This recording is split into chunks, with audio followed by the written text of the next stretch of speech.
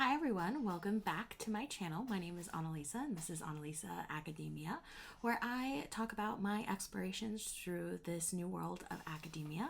I'm currently a master's student at Lindenwood University getting my degree in art history and visual culture, and today I'm starting a new series. So I'm super excited to apply for a PhD program. So I thought I would sit down, kind of get ready for the day. I have my makeup out in front of me where you can't see it, and I apologize, my chair is really squeaky, but I just wanted to sit down and get ready and talk about why I decided to go for a PhD program. So I'm just gonna pull my hair back and we can go ahead and get started. So as I mentioned in other videos, my path to the PhD academia world was a little bit off the traditional path. So I graduated from my undergrad in 2013 and I went right into the workforce. The US, where I live, was still in the Great Recession, so there was a lot of funding that was cut for PhD programs, and I didn't feel confident enough in my skills. I was only 21 when I graduated, and I hadn't really developed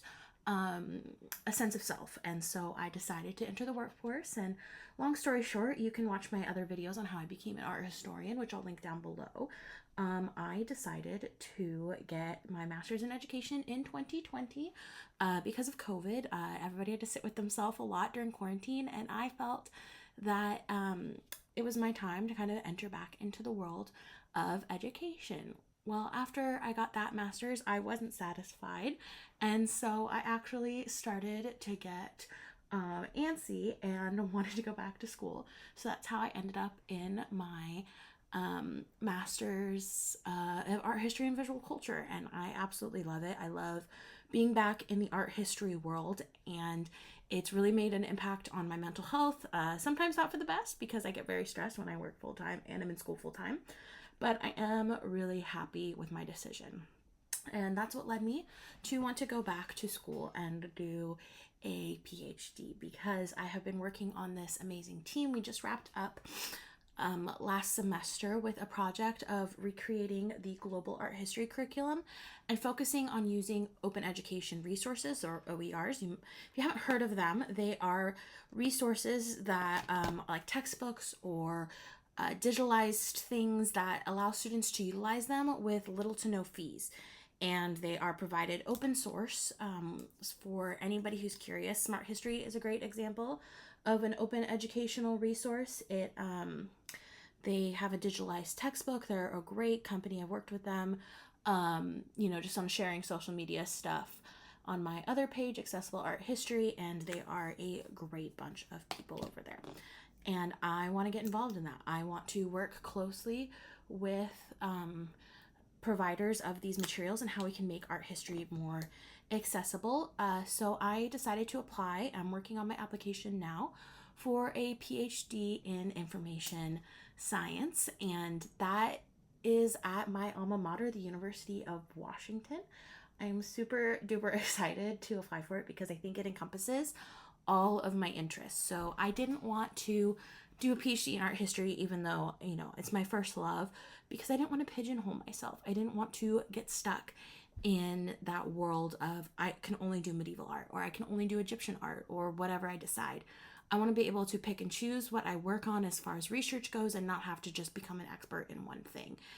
And there's a less focus of digital humanities at local programs because moving away, I'm in my 30s, I'm engaged, and I'm very close with my family. So moving to a program outside of my area would be really difficult, and I don't know if that's something that I would be willing to do as much as I love my research. And so seeing that this was at a local school that I love and I'm proud to be an alum of, it just seemed like a perfect fit. And so I'm looking to work within their digital humanities space, doing research on accessibility and how we can make art history kind of go from this outdated model of the ivory tower of how, you have to be this elitist person almost that a lot of art history departments still struggle with across the country, to how we can bring it into the 21st century and utilize all of the wonderful technology that we have at our disposal to help students learn and get excited about the past. Because I think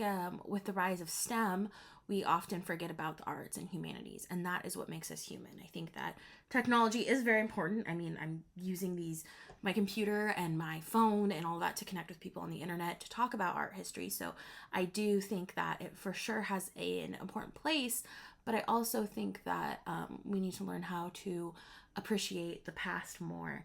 And I believe that working within information science is something that we can do that will help us to explore those boundary breaking ideas. And yeah, I am absolutely nervous out of my mind to apply for a PhD. I put myself down for a lot of years thinking that I wasn't good enough, I wasn't able to go for that kind of program.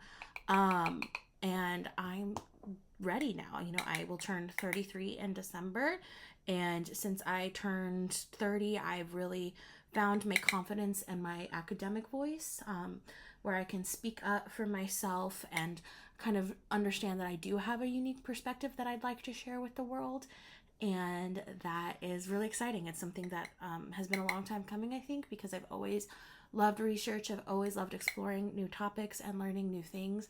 And I can't wait to pursue that further. Now, I know that a PhD is a lot of hard work, and so I'm preparing myself mentally for that, because in my other graduate degrees, working on my second master's, I've worked full time, and so I've had to learn how to balance that life of my job that pays the bills, my passion projects, my social media with accessible art history, and now with Analisa Academia, and my relationships with my friends and family. And those things are really important to me. And so I'm working on trying to find that balance, trying to find that strength and that mental fortitude. And so I joined Accepted Society, which I'll link down below, run by two people that I really admire, Kate and Kaylin. And that has really helped. I talk a lot with my partner, my fiance, just got engaged, and about what I can do to support him and what he can do to support me, and having those sometimes tough conversations and leaning on my friends and family in real life and online. And I'm excited. I want to take everybody along with this application journey. I'm currently working with Accepted Society. I joined the Key to Accepted program to kind of get some feedback from people who are also going through this process but have been through it before. And there's a good mix of us. And so I'm excited to get some feedback on that. And yeah, just trying to put into paper everything that I've talked about in this video and sell myself as someone who I think would really thrive in this PhD program, because I do really think that changing the way that we look at the world, both in the past and in the present, and then going forward with these new technologies, I really think this is going to be a great way to kind of expand the way that we look at the past. And I'm super excited. And I know this video is a bit rambly. I didn't script out anything beforehand because I really wanted to come across as authentic and as something I'm excited and passionate about. I didn't want it to be this kind of formulaic thing, because it is, I'm already writing an application that's going to be really formulaic and try and put myself onto paper. Whereas here, I wanted it to be more organic and talk about like why I'm so passionate. I love art history. I love the humanities. I love the feeling I get when I'm researching or learning something new or seeing a beautiful piece of art and wanting to understand the why behind it. And that's something that I think we can codify, and we can use technology to kind of bring that experience to more people across the globe. So let me know what you think of this kind of style of video. I'm really excited to go on this journey, and even if 3 people watch it, there was no one when I thought about first getting an art history PhD in 2013. There was no one on the internet. YouTube was only kind of starting to be a thing, which makes me feel really, really old.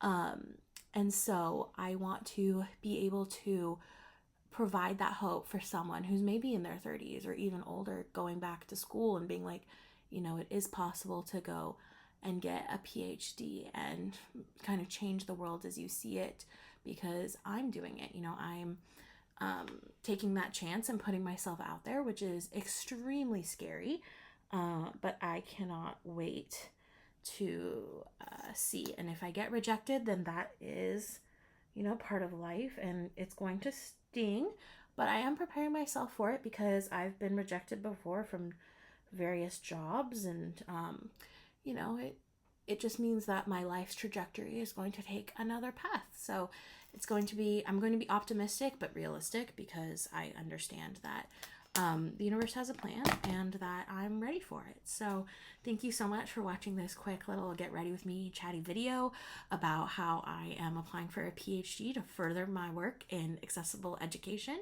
And I look forward to the next update. Thank you so much, and make sure to subscribe.